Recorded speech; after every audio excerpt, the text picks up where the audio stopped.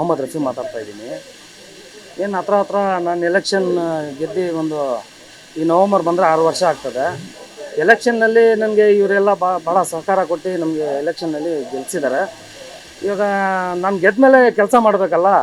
ಇವ್ರಿಗೆಲ್ಲ ಜಾಸ್ತಿ ತೊಂದರೆ ಇತ್ತು. ಫಸ್ಟ್ ನೀರು ತೊಂದರೆ ಇತ್ತು, ನೀರಿಗೆ ಅನುಕೂಲ ಮಾಡಿಕೊಟ್ಟೆ. ಆಮೇಲೆ ಈ ರೋಡ್ಗೆ ಜಾಸ್ತಿ ಸುಮಾರು ಒಂದು 18-20 ವರ್ಷ ಆಯಿತು ಈ ರೋಡ್ ಹಾಕಿ. ಅದು ಆದಮೇಲೆ ನನ್ನ ಪ್ಲೇಟ್ನಲ್ಲಿ ಏನೇನು ಕೆಲಸ ಮಾಡಿಕೊಡ್ಬೇಕು. ಇವಾಗ ಮೇನ್ ರೋಡ್ ಮನೆ ಹಾಕಿದೆ ನಾನು. ದರ್ಗಾ ಮುಖ್ಯ ರಸ್ತೆ ಅದು. ಇವಾಗ ಇದು ಅಡ್ಡದಾರಿ, ಇದು ನಮ್ಮ ನೂರ್ಜಾನ್ ಗಲ್ಲಿ ಅಂತ ಹೇಳ್ತೀರಿ. ಇದ್ರಿಗೆ ರೋಡ್ ಹಾಕಿ ಇವ್ರಿಗೆ ಏನು ಅನುಕೂಲ. ನನ್ನ ಮಾತು ಎಲೆಕ್ಷನ್ ಮುಂಚೆ ನಾನು ಏನು ಮಾತು ಕೊಟ್ಟಿದ್ದೆ ಇವ್ರಿಗೆ, ಆ ಮಾತು ಉಳಿಸ್ಕೊಳಕ್ಕೆ ನಾನು ಇವತ್ತು ಒಂದು ದಿವಸ ರೋಡ್ ಹಾಕ್ಕೊಡ್ತಾ ಇದ್ದೀನಿ. ಇನ್ನು ಇವ್ರಿಗೆ ಏನಾದರೂ ತೊಂದರೆ ಇರಲಿ, ನನಗೆ 24 hours ನನ್ನ ಫೋನ್ ಆನ್ನಲ್ಲಿ ಇರ್ತದೆ. ಯಾವಾಗನ ಫೋನ್ ಮಾಡಲಿ, ನಾನು ಇವ್ರಿಗೆ ಏನು ಕೆಲಸ ಮಾಡಿಕೊಡ್ಬೇಕು, ನನ್ನ ಜವಾಬ್ದಾರಿ ಏನಿದೆ ಅದು ನಾನು ನಿಭಾಯಿಸ್ಕೊಂಡು ನಾನು ಕೆಲಸ ಮಾಡ್ಕೊಂಡು ಹೋಗ್ತಾ ಇದ್ದೀನಿ. ಇನ್ನು ಮುಂದೇನೂ ಅಷ್ಟೇ. ಇವಾಗ ಅಕ್ಟೋಬರ್ದಲ್ಲಿ ನಮ್ಮ ವ್ಯಾಪ್ತಿ ಮುಗಿದೋಗ್ತದೆ. ಅದಾದಮೇಲೂ ದೇವ ತಿರ್ಗಾ ಒಂದು ಅವಕಾಶ ಕೊಟ್ಟರೆ ನನಗೆ ನನ್ನ ಕಡೆಯಿಂದ ನಾನು ಏನೇನು ಜವಾಬ್ದಾರಿ ನನಗೆ ನಾನು ನಿಭಾಯಿಸ್ಕೊಂಡು ಹೋಗ್ಬೇಕು.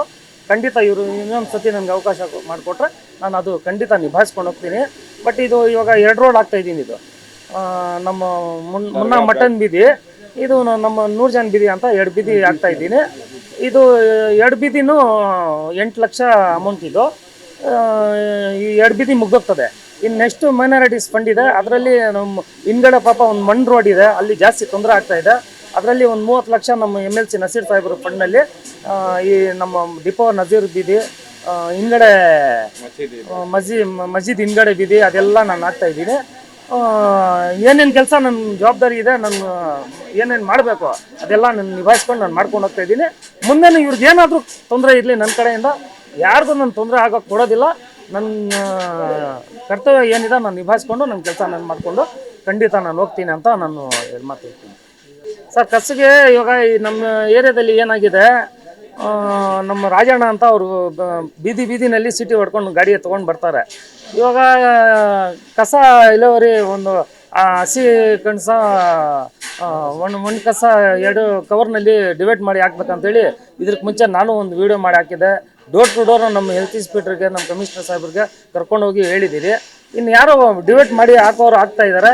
ಇನ್ನು ಕೆಲವರು ಒಂದು 30% ತೊಗೊಂಡು ಬಂದು ರೋಡ್ನಲ್ಲಿ ಹಾಕ್ಬಿಡ್ತಾ ಇದ್ದಾರೆ. ಅವ್ರಿಗೂ ನಾವು ಅಲ್ಲಿ ಎಲ್ಲಿ ಕಸ ಹಾಕ್ತಾ ಇದ್ದಾರೆ ಅಲ್ಲಿ ನಗರಸಭೆಯಿಂದ ಬರ್ತೀವರು ಕಸ ಇಲ್ಲಿ ಯಾರು ಹಾಕ್ಬಾರ್ದು ಅಂತೇಳಿ ಅವ್ರಿಗೆ ಏನು ನಾವು ವಾರ್ನಿಂಗ್ ಮಾಡ್ತಾ ಇದ್ದೀರಿ. ಬಟ್ ಇಲ್ಲಿರೋರು ಯಾರು ಜಾಸ್ತಿ ಹಾಕೋದಿಲ್ಲ. ಎಲ್ಲೋ ಗಾಡಿನಲ್ಲಿ ಈಚೆ ಕಡೆಯಿಂದ ತೊಗೊಂಡ್ಬಂದು ಬಿಸಾಕ್ಬಿಟ್ಟು ಹೋಗ್ಬಿಡ್ತಾರೆ. ಇವಾಗ ಅದ್ರಿಗೆ ನಾವು ನೋಡೋಕ್ಕಾಗೋದಿಲ್ಲ. ನಮ್ಮ ಏರಿಯಾನಲ್ಲಿ ಏನೇನು ನಾವು ಇಲ್ಲಿ ನಮ್ಮ ಜನಗೆ ಹೋಗಿ ಹೇಳಬೇಕು, ನಾವು ಹೇಳಿ ಡೋರ್ ಟು ಡೋರ್ ಹೋಗಿ ನಾವು ಹೇಳಿದ್ದೀರಿ. ಮುಂದೆನೂ ಆ ಥರ ಏನು ಯಾರಿಗೂ ತೊಂದರೆ ಆಗಬಾರ್ದು, ಕಸ ಇಲ್ಲಿ ಈಚೆ ಕಡೆ ತೊಗೊಂಡ್ಬಂದು ಹಾಕ್ಬಾರ್ದು ಅಂತೇಳಿ ನಮ್ಮ ಗುರುಗಳು ಮಸ್ಜಿದಿಂದನೂ ನಾವು ಅಲೌನ್ಸ್ ಮಾಡಿಸಿ ಪ್ರತಿ ಶುಕ್ರವಾರನೂ ನಾವು ಹೇಳಿಸಿ ಅದು ಏನು ನಾವು ಮಾಡಬೇಕು ನಮ್ಮ ಮಸ್ಜಿದ್ ಮುಖಾಂತರ ನಾವು ಮಾಡ್ತೀವಿ ಅಂತ ಮಾತು ಹೇಳ್ತೀನಿ.